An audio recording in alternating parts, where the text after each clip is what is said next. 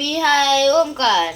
आज मी मम्मीच्या व्हिडिओमध्ये शिकणार आहे सिंपल साबुदाण्याची खिचडी। आज व्हिडिओमध्ये कोण आलंय? भाऊ ओमकार आलाय। ओके, आज ब्लॉग माझ्या पोराने चालू केलेलं आहे, तर आपण बघू सिंपल आणि साधी रेसिपी कशी बनवायची विदाऊट बटाटे। तर चला, आता आपण पहिलं तेल आपलं तापलेलं आहे, तर आपण टाकणार आहे मिरची। मिरची नाही, पहिला आपण थोडेसे जिरे टाकू, एक टेस्टसाठी थोडेसे जिरे आणि आपण टाकणार आहोत मिरची। बेटा थोडं सांभाळून घे।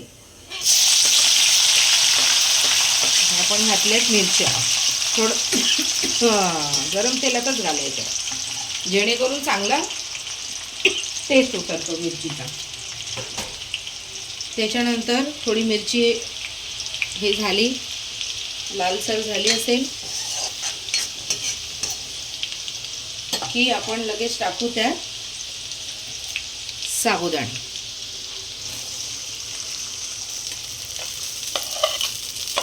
आपण एक भिजवलेले आहेत पाव किलो साबुदाणे, तर आपण ते घालणार आहे।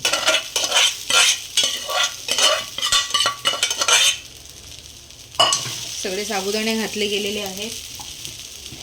त्याच्यावर आपण टाकू शेंगदाणे, एक 100 ग्रॅम शेंगदाणे पुरेसे आहे, किंवा आपल्याला लागत असतील जास्त तर आपण घालू शकतो वरून अजून। शेंगदाणे घातले, त्याच्यानंतर आपण घालणार आहे मीठ।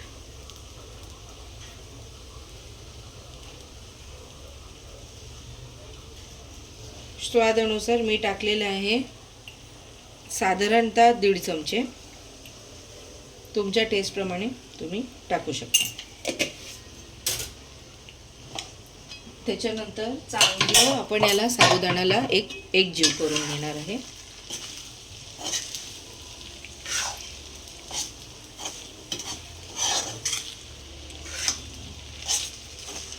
बघा, आपला साबुदाणा कसा शेंगदाण्यात प्रॉपर मिक्स झाला पाहिजे।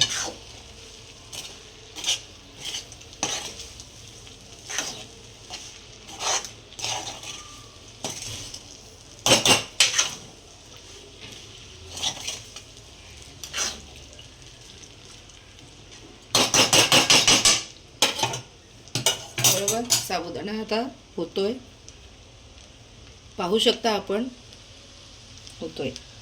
त्याच्यानंतर आपण टाकू थोडीशी कोथिंबीर। हे एकदम इझी, आपण जर पाहिजे तर त्याच्यात बटाटे घालू शकतो किंवा कढीपत्ता टाकू शकतो, हे सगळं ऑप्शनल आहे। तर आपण शिकतोय लगेच फटाफट बनवायचं।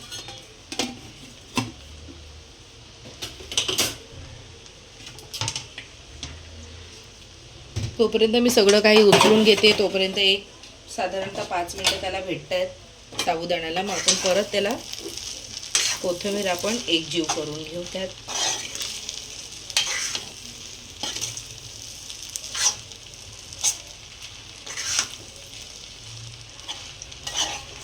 पाहू शकता तुम्ही, साबुदाणे अगदी सुटसुटीत आहेत। याला एक आपण 10 मिनिटं झाकून ठेवू।